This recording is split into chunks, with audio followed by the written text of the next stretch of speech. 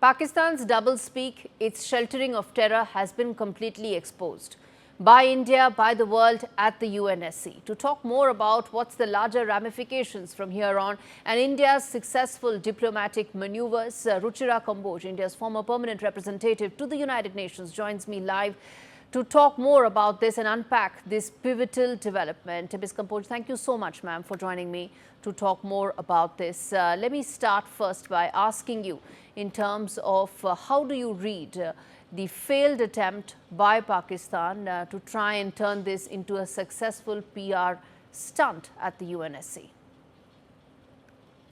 Well, thank you, Gaurie, and greetings to your viewers. What I would like to say here is that most UN meetings can be judged by outcomes or by support. So let's take a look at both. Was there an outcome to this meeting? Was there an outcome document?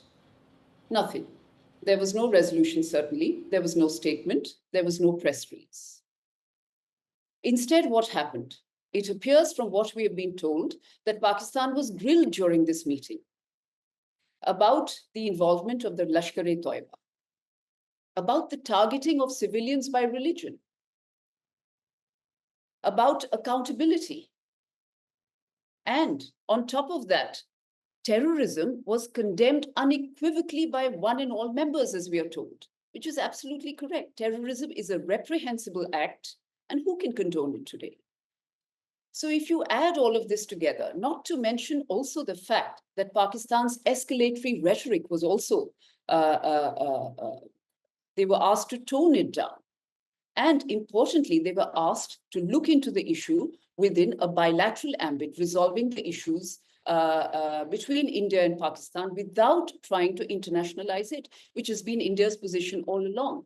So if you take all of this together, you will see that it was certainly no victory for Pakistan. Then let's look at support. From what we are told again, after the meeting was held, the Pakistan PR was isolated at the press takeout point just outside the UN Security Council. Now, that is very important. I myself remember standing next to PRs when they were pushing or pressing forward with a particular cause that was important to them. And that is very strong symbolic support. But nobody was there, as we are told. So there was no support. Pakistan was isolated. So if you look at the outcome, nothing at all. If you look at support, there was none whatsoever. So if you add all of this together, you will see that the attempt by Pakistan to internationalize the whole issue was quite a failure. In fact, I remember reading a comment by someone in the media saying that this was a spectacular failure, and I do not believe that they were very far wrong. Then if you look at the statement of the UNSC, Antonio Guterres, what did he say? He condemned this act of terror. He called it an awful act. He asked for accountability because the UN has a very strong program on the accountability of victims. They run a counterterrorism office. So the targeting of civilians was also condemned by Antonio Guterres as unacceptable. So either which way you look at it, this was indeed certainly quite a failure for Pakistan. And if you look at India, I think it points to the profile and the credibility of India, that all countries supported India, asked tough questions, grilled Pakistan. And it also points to the huge respect that the international community has for our Prime Minister, who has personal relations with almost all heads of state and government. Indeed, there was no support, but Pakistan's repeated failure to gain traction in the UNSC, it reflects the world's recognition, doesn't it, ma'am, that terrorism, proxy warfare emanates from Pakistan?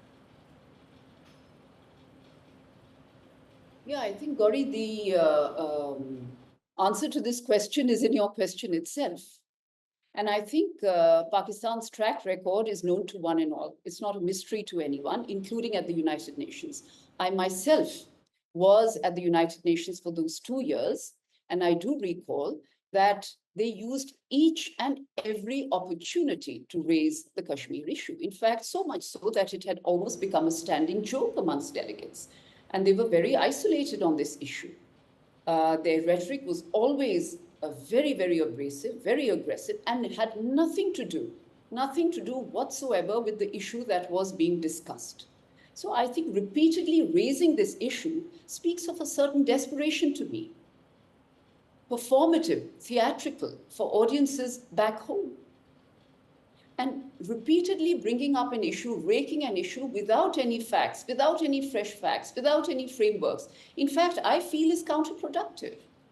Even those few friends or sympathizers or supporters who might wish to believe in you or support you, even they would get isolated. So I think their track record, which is pretty much miserable, speaks for itself.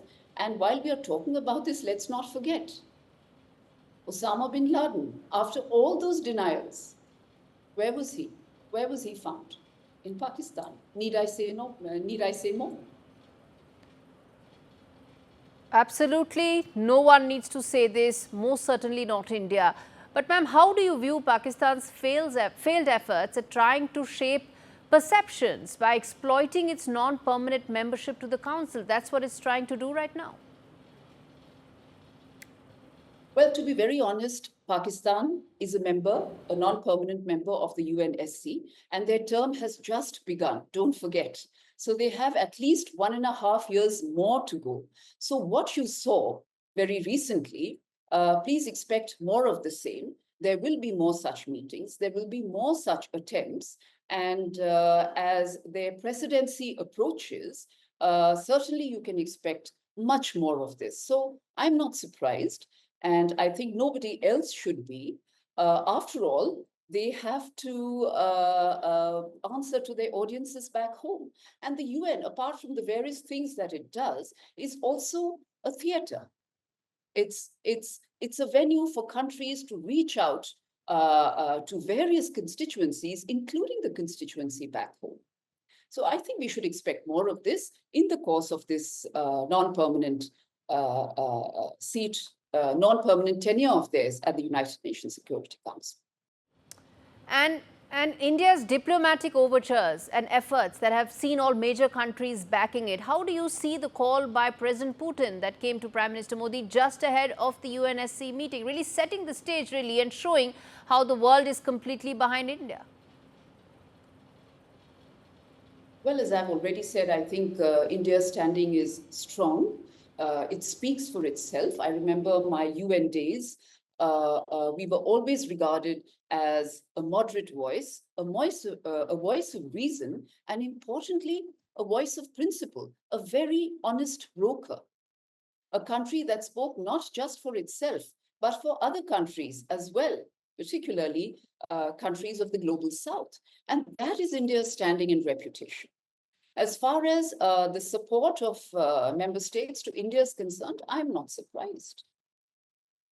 We have strong and solid relations with almost all countries, and the Prime Minister's own personal rapport, which mind you is very important, his own personal rapport with most world leaders plays a very important role in this regard. So why just President Putin? This kind of support would naturally be expected of a country with the stature, standing, and profile of India, particularly today.